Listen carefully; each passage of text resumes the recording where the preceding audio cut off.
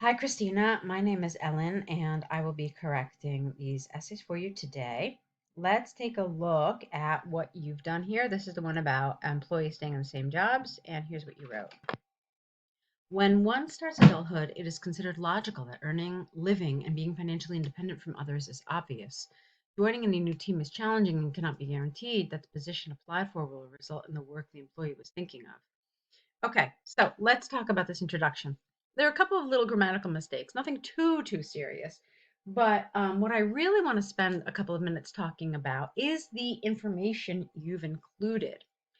Um, well, let's talk about what a good introduction needs to have. The first thing it needs to have is essentially a rephrasing of the topic. So, what's the topic? Whether people should stay in the same jobs, or if they should make some changes throughout their career. All right, so you have to have some rephrasing of that idea. After that, you can see that there's a question here. To what extent do you agree or disagree? You have to answer that in your introduction. If you look at the band descriptors for task achievement at band 7, it says must present a clear position throughout the response. Throughout means from the beginning to the end. And so you want your position to be clear from the beginning. Okay. And the best way to do that, or the clearest way to do that, is by including in your introduction. Okay. So, your introduction really doesn't do either of these. It doesn't mention that there's this kind of debate over which is the right path for someone's career, and it also doesn't mention your your position. So, just to give you an idea about what you could have done here, it could have been something like there is considerable debate regarding the best course for one's career, while some are in favor of staying in one job throughout one's career. Others believe that more benefits are gained if one switches jobs. I'm of the opinion that one must have a variety of jobs to be a well rounded employee. Okay, so that's just one example of what you could have done here. All right, obviously, there's infinite examples, but that's what you could have done.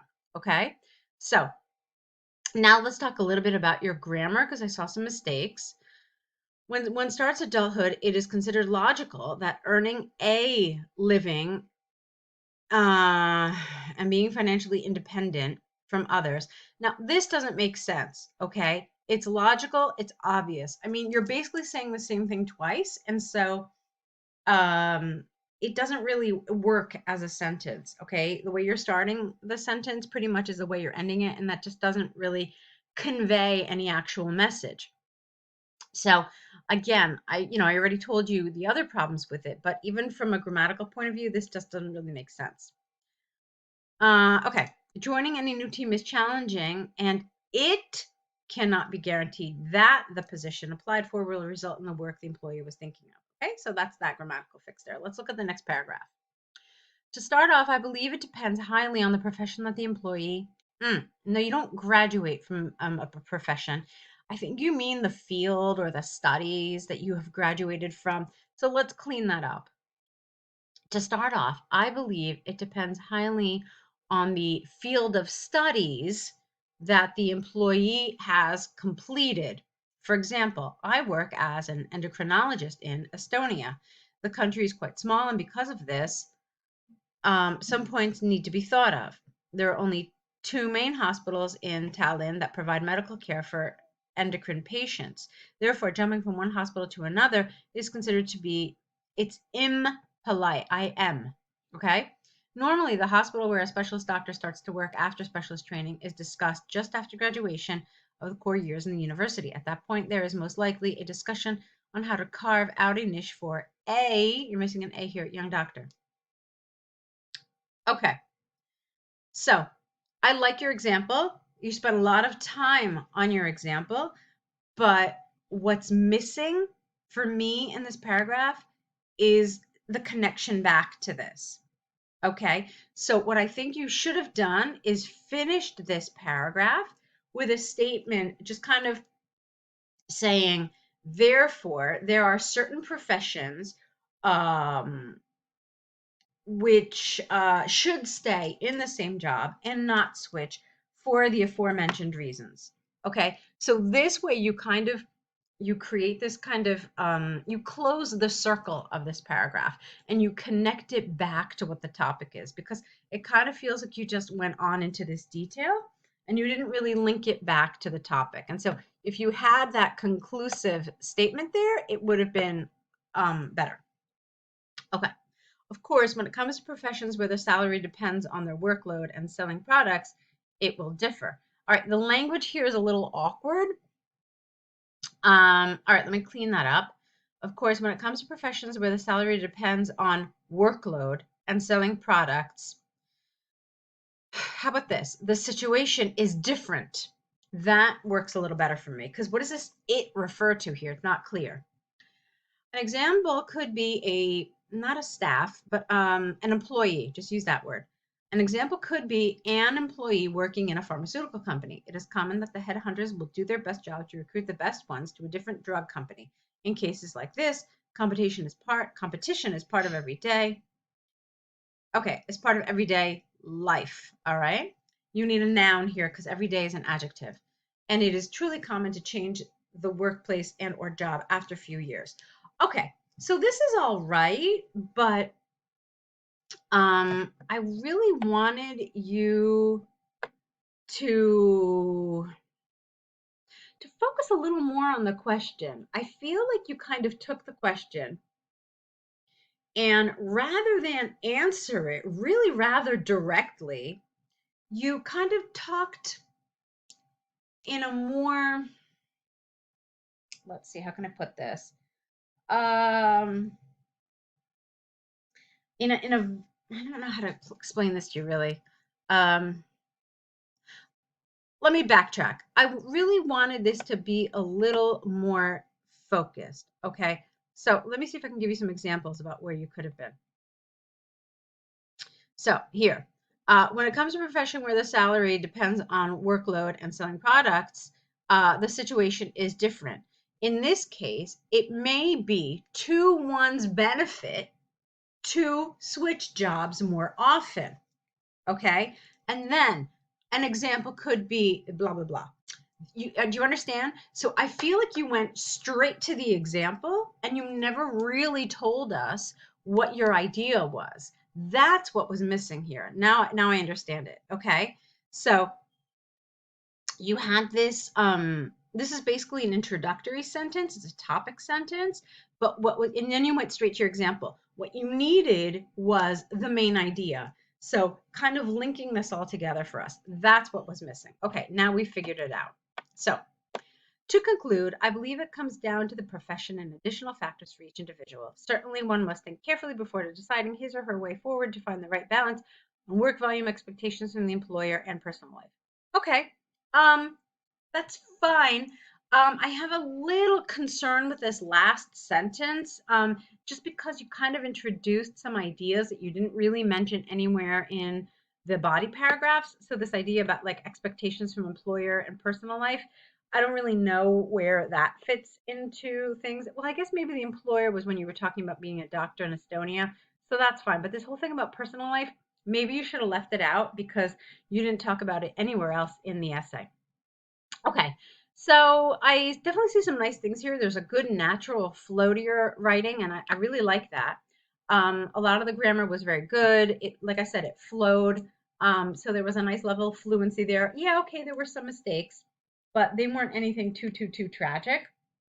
You do want to work on them. You do want to improve accuracy, however, okay? So what I really want you to work on, however, is this idea of focus, this idea of making sure that you have the right components, okay? So every paragraph needs to have a nice opening sentence. We call this a topic sentence. It needs to have main ideas where you tell us what you think, essentially. You tell us why you have the position you have, and then that needs to be supported with your examples. Okay.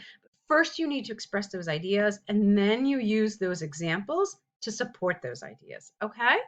All right. So we spent a lot of time on your task 2. Let's look at your task 1. Please do me a favor. Please include the image in your Word document because I really like to refer to them when I'm doing these corrections. Okay, just kind of copy it and paste it. Let's see what you wrote. Bird flu. The bar chart illustrates global bird flu casualties from the years 1990 to 2000. The data is published by, all right, you don't need this information. The data is published by, et cetera, et cetera. Not necessary. Leave it out. Okay, also, you don't need this. We don't really need a description about what it looks like. What you want here, in my opinion, and there are a variety of opinions, but I'll explain it. What you want here directly after your introduction is an overview. Overview shows the main trend without any data. It just tells us, like when you look at the graph or the diagram, what is the main thing, the thing that just kind of hits you over the head.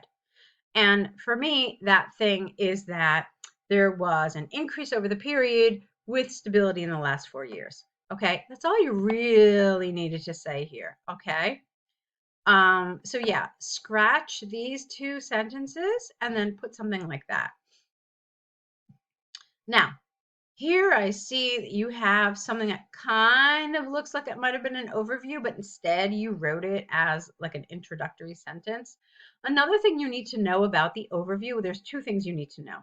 A good thing to do is to kind of signpost it. And by that, I mean, start the sentence out with a word that shows it's your overview. So most people choose overall and then comma and then global bird flu casualties increased over the period with some stability at the end of the time period.